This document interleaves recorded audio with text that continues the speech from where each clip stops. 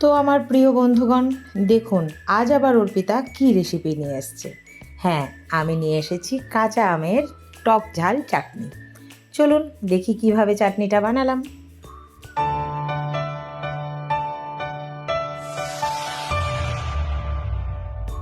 কাঁচা আমের চাটনি বানানোর জন্য প্রথমেই যেটা নিতে হবে লাগবে সেটা হচ্ছে কাঁচা আম। তো আমার পরিবারের সদস্য যেহেতু কম, সেই জন্য কম করেই বানাবো। তো চলুন, এই দেখুন আমি 4টে আম নিয়ে নিয়েছি। এই আমগুলোকে প্রথমে যেটা করতে হবে, খোসা ছাড়াতে হবে সুন্দর করে। খোসা ছাড়িয়ে নিই, তারপর কি করি আস্তে আস্তে চলুন দেখতে থাকুন। তো চলে এসেছি, নিয়ে নিয়েছি কাঁচা আম, নিয়ে নিয়েছি পিলার। চলুন এবার স্টার্ট করে দিই।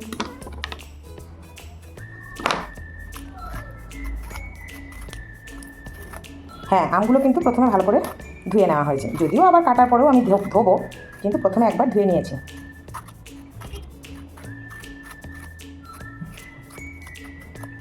এরকম পরিষ্কার করে কিন্তু চলা হয়ে গেছে। চলুন এরকমভাবে সবকটাই আমি আস্তে আস্তে ছুলে নিই। খুব চটজলদি হয়, সবাই তো এখন এইসবই ইউজ করে। বটির ব্যবস্থা মোটামুটি উঠেই গেছে, খুব নেই তা না, খুব কম বাড়িতে আছে, আমারই নেই, মানে একদম রেয়ার বটি। এতেই মনে হয় যেন আমার খুব ফাস্ট হয়, খুব সুবিধা হয়। এই দেখুন মোটামুটি সব একটা ঠিকঠাক ছোট বড় মাঝারি সব মোটামুটি একটা সাইজ করে কেটে নিয়েছি। আর আটিগুলো কিন্তু আমি দিয়েছি, আমি আটি খেতে ভীষণ ভালোবাসি। প্রথমত আমি চাটনি খেতেই তো ভীষণ ভালোবাসি, মানে যার জন্য এত খাটনি সেটার নাম হলো চাটনি, তাই তো। তো চাটনি আমার ভীষণ প্রিয়। তো আমার একটু শেষ পাতে চাটনি না হলে মনে হয় খাওয়াটা ঠিক জমলো না, এরকম একটা ব্যাপার আমার মধ্যে আছে। তো সেই জন্যে আটিটা শেষকালে দেখবেন, মানে আমিই খাই আর কি, শেষ পাতে আটিটা বেশ চুষে চুষে খেতে আমার তো ভীষণ ভালো লাগে। কারা কারা ভালোবাসেন জানি না, আমি কিন্তু যার জন্য দিয়েছি যতটা পেরেছি সবটাই এখান থেকে শ্বাসটা বার করে নিয়েছি। তবু তো কিছু কিছু থাকে, আমার তো ভালোই লাগে, সেজন্য আমি দিয়ে দিয়েছি। চলুন। আর হ্যাঁ, অবশ্যই তার আগে বলে দিই কী লাগছে। খুব সামান্য উপকরণ, মানে একদম ঘরোয়া রান্নায় আর কী লাগবে বলুন। লাগছে যেটা প্রথম ইনগ্রিডিয়েন্টস, মেন ইনগ্রিডিয়েন্টস, সেটা হচ্ছে আম। এটা ছাড়া হবেই না। তারপর লাগছে খুব সামান্য একটু সর্ষের তেল, চিনি। চিনিটা আপনারা যেরকম মিষ্টি খাবেন সেরকম দেবেন, আপনাদের চয়েস, ঠিক আছে। তারপর নুন ঠিক যতটা দেবো আমি কিন্তু ততটাই নিয়েছি। আর শুকনো লঙ্কা আর গোটা সর্ষে, এটা ফোড়ন। আর তার সাথে একটু ভাজা মশলা দেবো, ভাজা মশলাটা আমার বানানোই থাকে, তো সেই জন্য আমি আর আপনাদেরকে বানানোটা দেখাতে পারলাম না। একটু মৌরি, একটু জিরে, একটু ধনে, এইসব ভেজে কাঠখোলায় আর কি ভেজে, শুকনো খোলায় ভেজে একটু পেস্ট করে নেওয়া। এটা রেডি থাকে অনেক সময়, অনেক কিছুতেই দইয়ের ওপর একটু দিয়ে খাই, বা কখনো কখনো ওই আমপানা শরবত করা হয় তার উপর একটু দিয়ে দিই বিট নুন আর এই মশলা, বেশ ভালো লাগে। তো এই লাগছে। তো চলুন এবারে যাই মূল রেসিপিতে, কি কতদূর করতে পারি দেখি। সব সরঞ্জাম মোটামুটি রেডি। এরপর গ্যাস ওভেনের ওপরও চেপে গেছে ঢাল তলোয়ার। এবার যুদ্ধে নেমে যাই, কি হয় দেখা যাক। আপনারা আমার বাহিনী, সঙ্গে থাকুন, পাশে থাকুন। এই যে যুদ্ধের জন্য ঢাল তলোয়ার রেডি, ঠিক আছে। আপনারা কিন্তু পাশে থাকবেন, না হলে আমি যুদ্ধ জয় করতে পারবো না কিন্তু। কারণ রান্নায় আমি এমনি ভীষণ পারদর্শী, সেটা তো আপনাদেরকে আমি প্রত্যেকবারই বলি। তবু আপনাদের ভালোবাসা পেয়ে মাঝে মধ্যে চেষ্টা করি। চলুন, কড়াইতে এখনও হালকা হালকা তেতে গেছে।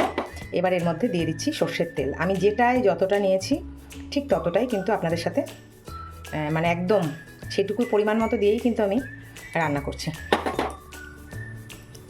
আচ্ছা পুরো হিট হয়ে গেছে। এবার দিয়ে দেবো ফোড়নটা।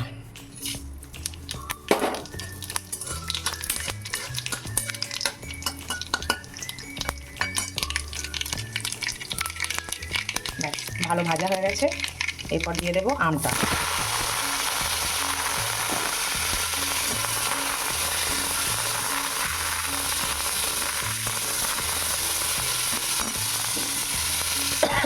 প্রচণ্ড চিমনির আওয়াজ হবে বলে আমি চিমনিটা চালাইনি। এমন একটা গো করে আওয়াজ হয় যে খুব মুশকিল হয়ে যায়, সেই জন্য ঝাঁঝটা লাগছে নাকে, সরি তার জন্য। তো এটা একটু ভাজতে থাকি, একটুখানি ভাজা হোক, তারপর এর মধ্যে আস্তে আস্তে দেবো। আর আমি কিন্তু ইনগ্রিডিয়েন্টসের মধ্যে হলুদ দিতে ভুলে গেছি, মানে হলুদ আপনাদের দেখাতে ভুলে গেছি। তো হলুদ তো দিতেই হবে জানেন, সেটা হোক তারপর আসছে। তো এই যে বেশ একটু ভাজা হয়েছে। এবার এর মধ্যে যেটা বলেছিলাম হলুদ দিতে ভুলে গেছি, দিয়ে দিচ্ছি হলুদ। আচ্ছা, তারপর দিয়ে দিচ্ছি নুন, রেখেছিলাম নুন।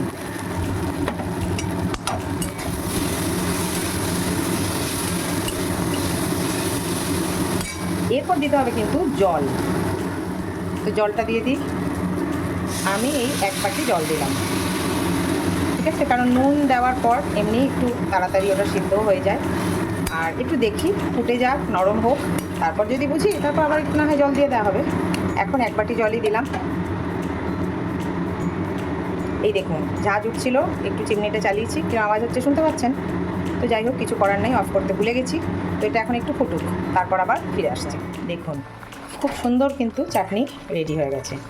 এরপর গ্যাসটা অফ করে দেবো আর ওপর থেকে দিয়ে দেবো সেই আমার সিক্রেট ভাজা মশলা। গ্যাস অফ করে দিলাম, এবার দিয়ে দিচ্ছি ভাজা মশলাটা।